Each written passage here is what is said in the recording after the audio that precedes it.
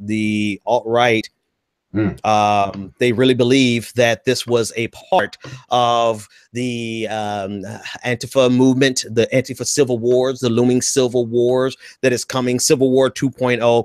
They're spreading this propaganda like, they're spreading it.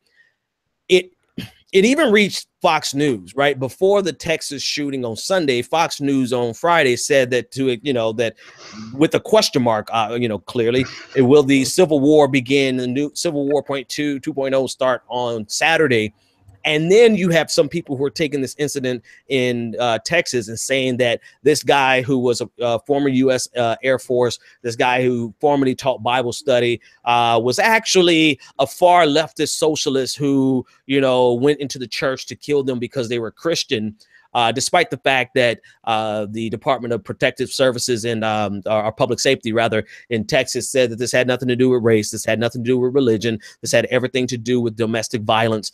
Despite that, you have quite a few. And if people don't leave the show now, but after the show, go check on Google and YouTube, you will see at least 25 videos, each with 30,000 plus. The biggest one, I think, had like 300,000 views, discussing how this was the first salvo in the Civil War. And they're really pushing this narrative, Matt. It's amazing the persistence of fantasy, even in the context of this kind of terror, right? It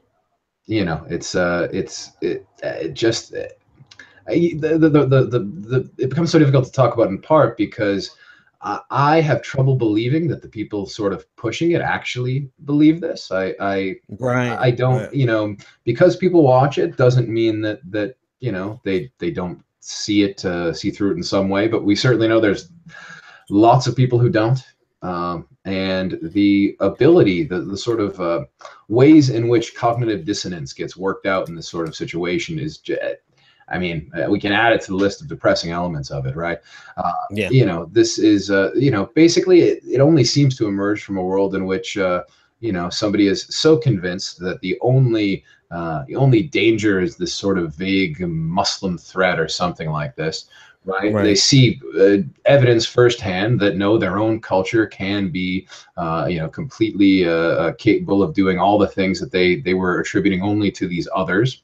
And so they find a way to fantasy out of it, right? Find a way to write a script in which their own people who look like them, talk like them, think like them, don't do things like that. And it's amazing that we're capable of doing it. I mean, you always have to check yourself, right? When you start looking for excuses in such a situation, this is just. You want to say it's outrageous, nobody can believe it, and then you hear about people calling up the Newtown parents and demanding that they show evidence of their dead children. It's real, right? It's just amazing that people are able to squirm into these positions.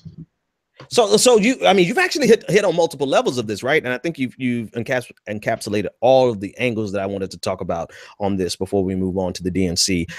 Number one is that I don't think the people who are pushing this actually believe it. I think they understand the value of it. I think they understand the financial value of it, and so they're willing to fuel the flames of a second civil war based just solely on their own personal gain, namely Alex Jones. He's one of the main people who pushed this. But the problem is that not only is he making money off of it, but his audience is so large. I mean, we're talking about millions of people who watch and listen to this fool every day, who are consuming this.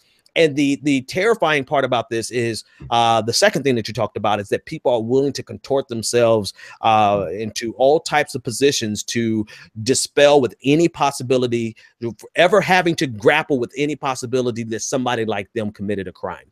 Yeah. Right. They go for it. Go ahead. Well, as the first part, you're right. I'm fairly convinced that the Alex Jones of the world are just profiting off of it, right? And to a certain extent we're complicit, right? Now you have to talk about it, right? Because it's interesting to discuss. But even if almost all of those people are suspicious enough of it that they're not going to make it the key to their worldview, a very low yield out of such a big number of viewers gets you in a really dangerous place.